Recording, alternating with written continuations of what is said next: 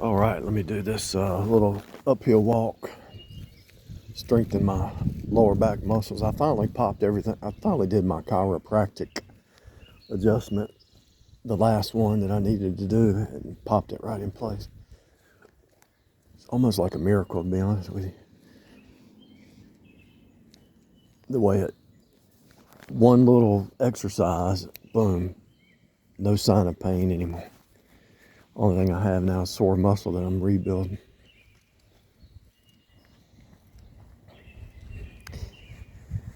Anyway, what I want to talk about is words.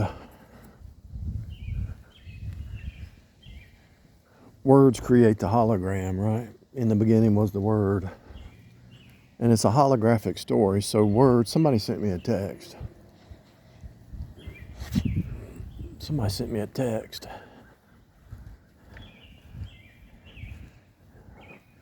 About when they could help me do some work. And I said, okay, cool beans. And she said she hadn't heard that word since she was in certain 8th grade or something. And I said,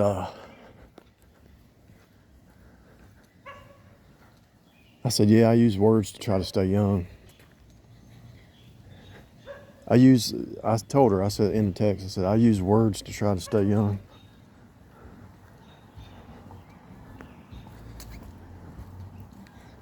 Think about it. Life and death's in the power of the tongue. Words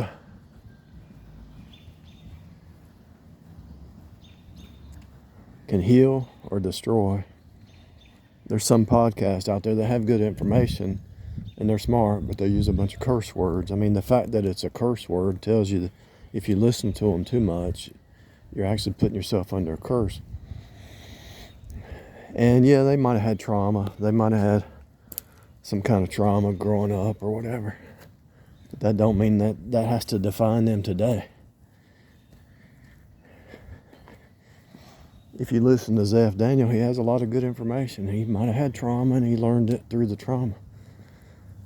But a lot of our problems, if we start to speak curse words, not only are we cursing the people listening to us, we're cursing ourselves. You can use knowledge. You can have knowledge and use proper words and good words. Yeah, there's always going to be a positive and negative to everything. Yeah, I understand that. Without the night, you wouldn't appreciate the day. Without the pain, you wouldn't appreciate the health. Without the thirst, you wouldn't appreciate water. But that don't mean you focus on the thirst or the night or the pain. Especially when you leave it, especially when you enter into light, you enter into health, you enter into freedom. Why focus on slavery when you're free? If you focus on slavery, you're going back into slavery. If you focus on freedom, you stay free.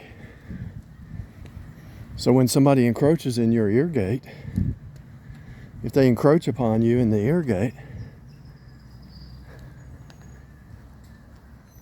with negativity all the time, and everybody's going to say negative, don't get me wrong. If everything out of their mouth is negative,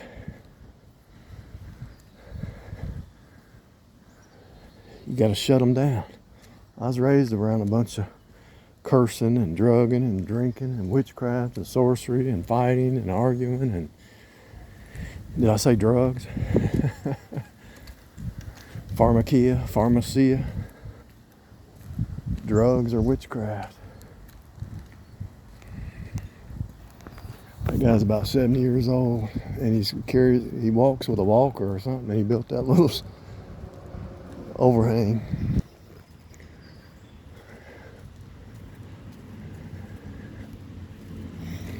See, longevity, everybody talks about it's the food you eat and all that stuff. Man shall not live by bread alone, but by every word that proceeds out of the mouth of God. So let's say you did eat sugar, but you didn't eat much and you fasted. A lot of A lot of the disease today, they've done the studies, is people eat too much, and they don't have a period of rest, you know.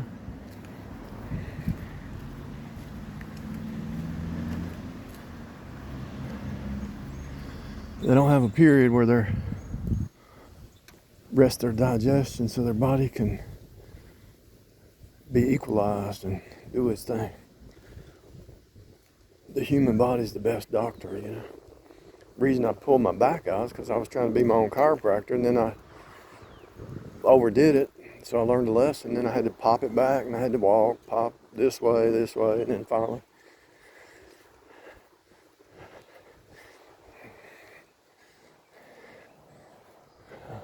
When was it? Thursday night.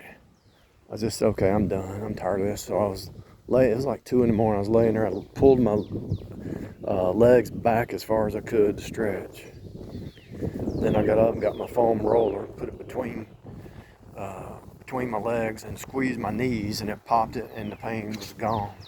And it wasn't debilitating. I had already worked it out. You know, it's things you have. It's just like life. I believe in chiropractors. I believe if a person was to go to one, not too much, but, you know, especially if I had an accident or something, or fell or something, I think it would help. But you have to work through it slowly, you know, and you have to do it by faith, and you also have to speak it, and you have to believe it.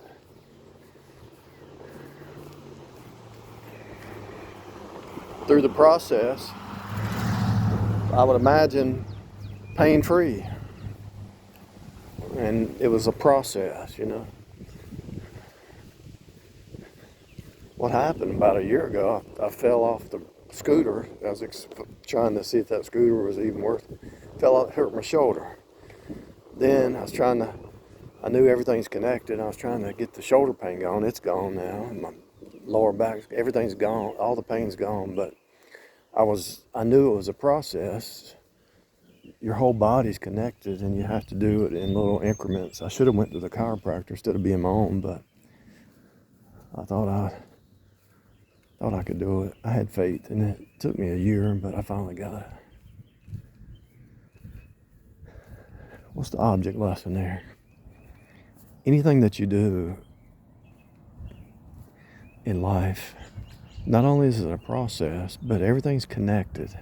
So if you're listening to somebody cursing all the time, or somebody in your world that's negative and cursing and saying you can't do it, they have to be kind of booted out of your little holographic world.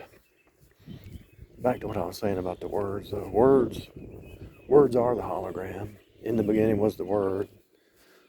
The Word spoke it all into existence. So because words are the hologram, everything in this reality is holographic. Even pain, even adjustment, out of kilter with, it could be emotional, financial, soul. It could be anything. You're out of kilter.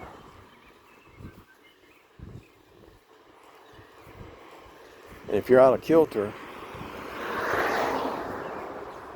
you start incrementally taking little things and getting it back in kilter. Little by little.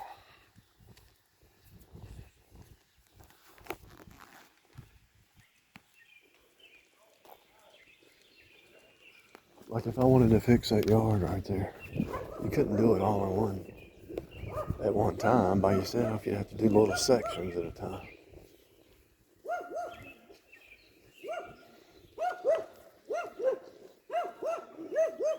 If you want to increase your credit score, you got to do it incrementally, one piece at a time.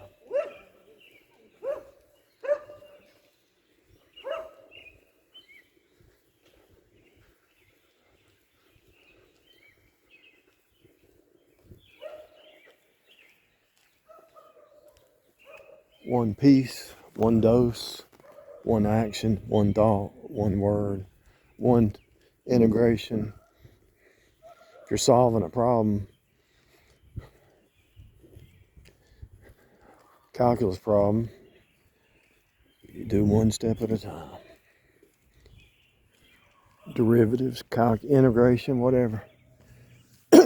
You want to integrate something into your world, you do it slowly.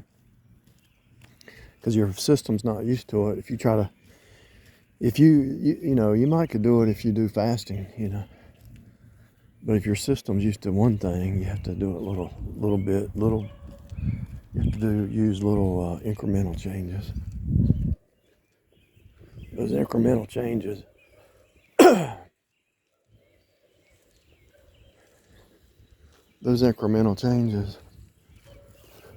is what it takes.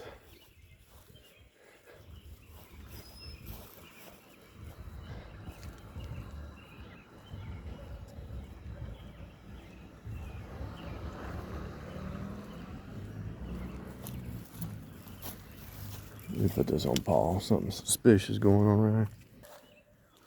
Yeah, those incremental changes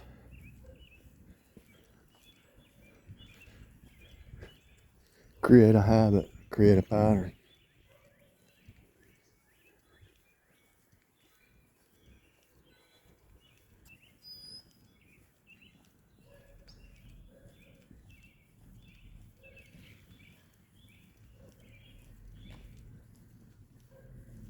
Inch by inch, mile by mile, step by step, hour by hour, you create a pattern.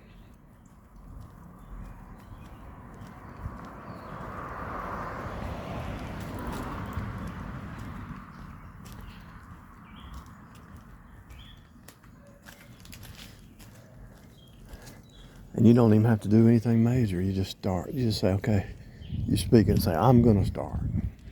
I'm going to start making those changes. If you need to cut somebody out of your life that's hard to cut out, okay. If you talk to them every day, talk to them every 2 days.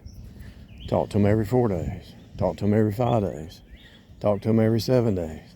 Talk to them every 14 days. What are you doing? Working. Talk to them 30 days. I'm just working. They don't need to know your business. You're not here to save people. If you think you're here to save somebody, you think you're Jesus, and you're not. That's idolatry. If it's somebody you do want to talk to, that's cool. Find out what their routine is and don't overdo it, Eventually you'll talk to somebody enough as it starts to repeat. You know what they're going to say before they say it. Unless they're doing inner transformation, unless they're getting revelation from above, The Bible is complete, but there's verses that allow us to see deeper. You can read your Bible one day, get a revelation that you never saw before. Read it another day, you get a revelation. Read it a week later, you get a new revelation, same passage, That's what this is. It's a holographic, simulated training program. And the whole purpose of this thing is to reveal Jesus in all things. He holds it all together. You might look at that staircase, a stairway or walkway, stairs or whatever you want to call it. That concrete stair. And then there's one there, there's one here, there's one up there, there's one up there. How come there's concrete stairs? What's up with that? Well, at the time, maybe concrete was cheaper, maybe it was the end thing.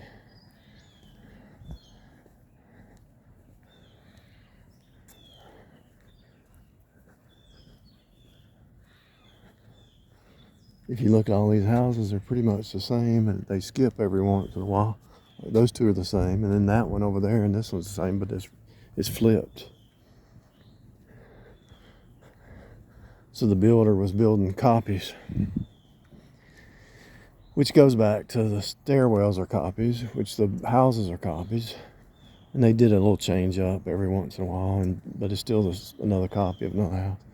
That's why this one's pretty cool, because it's different. That house is totally different than the rest of them, and I think it's cool. They found a way to put a house on a small piece of land. Because everything's in series after Christ. So even if you might say, well, I don't want them to do that. Well, you can't get away from it, people. The series, the sequence is all about following after Christ. And if you try to escape it, you'd have to go into some kind of delusion of witchcraft. In series, and actually when you see the series, you become a seer. Series. Because you already know what's going to happen before it happens. You already know what's going to happen before it happens.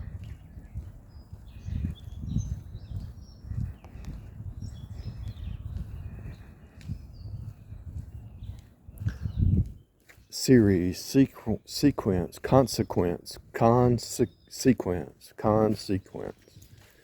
Everything is connected. And so that's what I'm talking about in regards to your words. They're connected to longevity. They're connected to your health. They're connected to your outlook. They're connected to your stress. They're connected to your reflection. They're connected to what you reflect upon. Because words come from your thought, right? Out of the heart, the mouth speaks.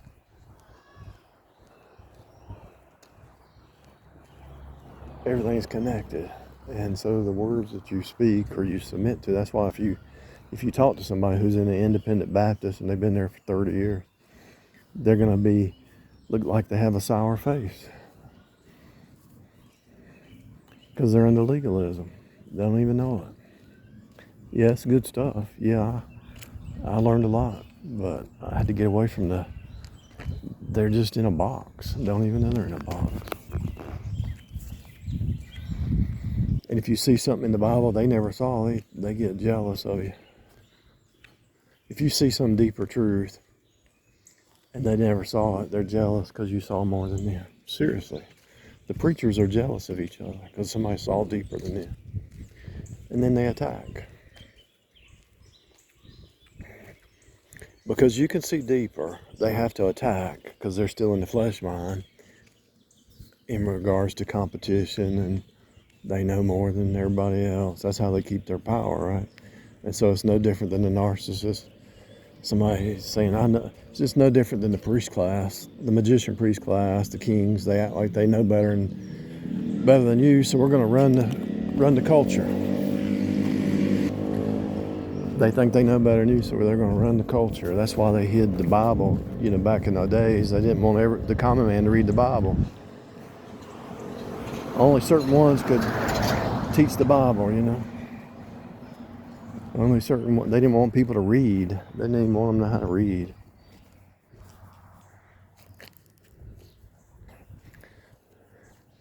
Didn't even want people to read. It's bad when something like that happens.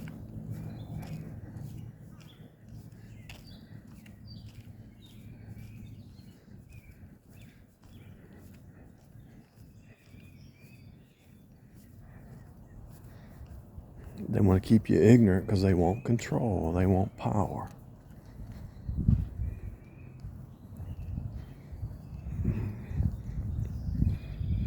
If God is calling you to do something and some leadership says, no, you can't do that, don't listen to them. They're just scared. They're living in fear. You don't want to do that. Are you sure you want to do that? They're fear. See, those fear darts is what I'm talking about. This part of the hologram. They throw the fear darts. The words are negativity because they've always learned to do that with people around. They throw these fear darts.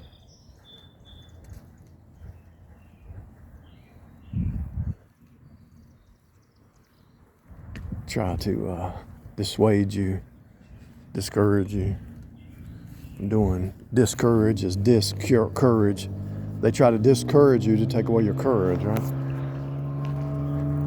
That's what this whole thing's about. Word games, mind games.